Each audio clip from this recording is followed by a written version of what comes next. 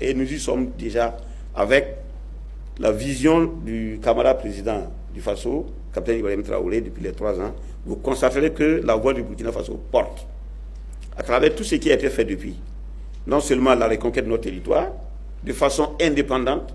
Ce n'est pas quelqu'un qui est venu se battre à notre place, c'est nous-mêmes qui nous battons. Le renforcement de nos capacités opérationnelles, la capacité à faire en sorte que l'autosuffisance alimentaire soit une réalité. Tout ça, ce sont des facteurs qui font que nous sommes de plus en plus écoutés.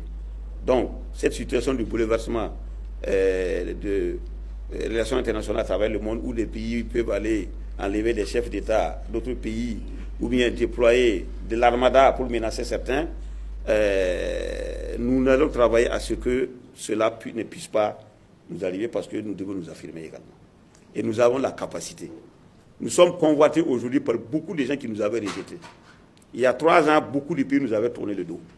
Aujourd'hui, c'est eux qui sont en train de courir derrière nous pour essayer d'avoir une collaboration, parce que nous avons des expertises dont ils souhaitent partager l'expérience également. Alors, Monsieur le ministre Nakanabo, dans ce contexte, comment le Burkina Faso se positionne-t-il pour tirer avantage des possibilités offertes au niveau économique et financier? Merci beaucoup. Je pense qu'au regard de tout ce qui a été dit, il est évident qu'aujourd'hui, la géopolitique influence toutes les sphères de l'économie. Aujourd'hui, une décision prise quelque part par quelqu'un sur un saut d'humeur, ça peut changer tout dans le monde. Donc, il faut comprendre que, en fait, l'économie est telle que la sensibilité à l'information est très forte. Si vous remarquez, depuis un certain temps, on sent qu'il y a une tendance de l'économie mondiale à se désolidariser d'un certain ordre établi. Aujourd'hui, le dollar, qui est considéré comme une monnaie forte, une monnaie internationale, est en train de perdre la place parce qu'il y a de nouveaux acteurs qui sont là. Et les gens ont commencé à comprendre qu'il ne faut pas toujours penser que c'est sur les autres qu'on va compter pour se développer. Et quand vous regardez la tendance aujourd'hui de beaucoup de banques centrales dans le monde, c'est de rechercher à faire des réserves d'or. Et quand les gens commencent à faire des réserves d'or, ça veut dire qu'il y a une inquiétude, puisque l'or, c'est une valeur refuge. Et cette réserve d'or, ça vient d'où? Ça vient de nos pays. Donc, quelque part, ça nous montre qu'en réalité, on a une force qu'on n'imagine pas. Parce que aussi, bon, le monde est fait de sorte que depuis des années, on nous a fait croire qu'on n'a rien, on est pauvre, on est misérable, il faut toujours tendre la main, il faut nous aider, etc., etc. Et je pense qu'on a intériorisé ça aussi, et c'est dommage.